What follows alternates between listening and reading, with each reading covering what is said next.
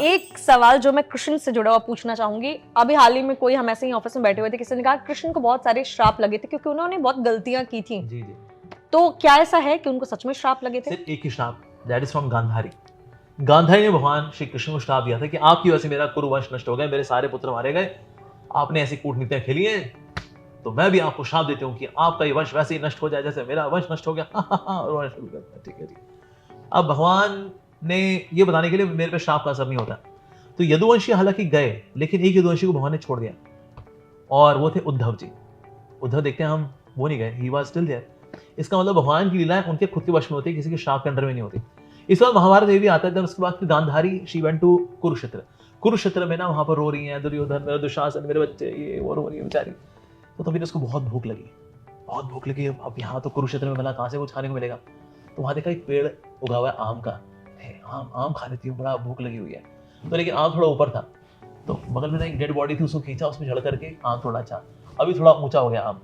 ऐसे करते dead body के ऊपर डेड बॉडी के ऊपर डेड बॉडी रखते रखते रखते फाइनली आम हाथ में आ गया, वहीं बैठ गई, नीचे भी नहीं उतरी, टीले के ऊपर बैठ करके वहीं पे आम चूपना शुरू कर दिया। तो सुबह के 4 बजे थे, भगवान श्री कृष्ण आए, गांधारी भूख लगी थी? कहते हैं हाँ, इतनी भूख लगी थी, रहा ही नहीं जा रहा था। लेकिन ये आम कहाँ बैठे खा रही हो? नीचे झांका, अपने 100 बेटों की लाश के ऊपर बैठ करके आम खा रही थी। भगवान ने कहा यही तेरा प्यार था अपने बच्चों के लिए, जिसके लिए मेरे को श्राप दिया था तूने? अरे प्रभु, मैंने अज्ञानता में आकर कैसा कर दिया, मुझे माफ कर दे, माफ कर दे। तो भगवान श्री कृष्ण ने बोला गांधारी को, मेरे पे श्राप का असर नहीं होता, मैं भगवान हूँ। संसार में किसी लोगों के ऊपर असर होता है श्राप का, वरदान का, मैं सबके परे हूँ। बल्कि जो लोग श्राप दे रहे होते हैं ना, उनको शक्ति मेरे से मिलती है, तो इसलिए तेरे श्राप को कोई ऐसा नहीं हुआ। पर तेरे को ये बात समझाने के लिए जो तूने श्राप दिया वो मोहवश दिया, कमजोरी वश दिया तूने, न जानते हुए कि वास्तव में तेरे बच्चों के विनाश का कारण उनका खुद का अहंकार था, मैं नहीं था। मैं सिर्फ पांडवों की रक्षा की बात, जैसे उस रक्षा में ये लोग अपने आप ही निपट गए।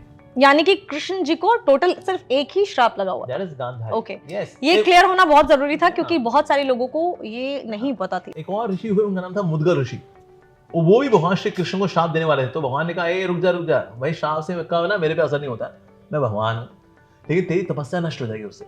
सो मुद्गल ऋषि ने जब, और भगवान ने उसको हल्का सा विराट रूप भी दिखाया मुद्गल ऋषि को, तो समझ गया अरे प्रभु ये तो आप ही हैं। सो ही वाज हम्बल्ड डाउन। ये भगवान श्री कृष्ण को और कोई श्राप नहीं था वास्तव में, और कोई श्राप देगा भी तो भगवान पे कोई असर पड़ता नहीं है। ही इज बियॉन्ड कर्सेस, क्योंकि वो भगवान है। जैसे मान लो कोई रेड लाइट हो, रेड लाइट पे कोई सोचे बोइंग जो है रुक जाएगा, इतना तो रुका ही नहीं है, तो चलान काटो इसका, रेड लाइट थी निकल गया। सर रेड लाइट तो सड़क पर चलने वाले वाहनों के लिए, बोइंग के लिए नहीं है। उस तरह से जो रूल रेगुलेशन, फना ढिमका, श्राप और वरदान, ये संसार में जीना उनके लिए।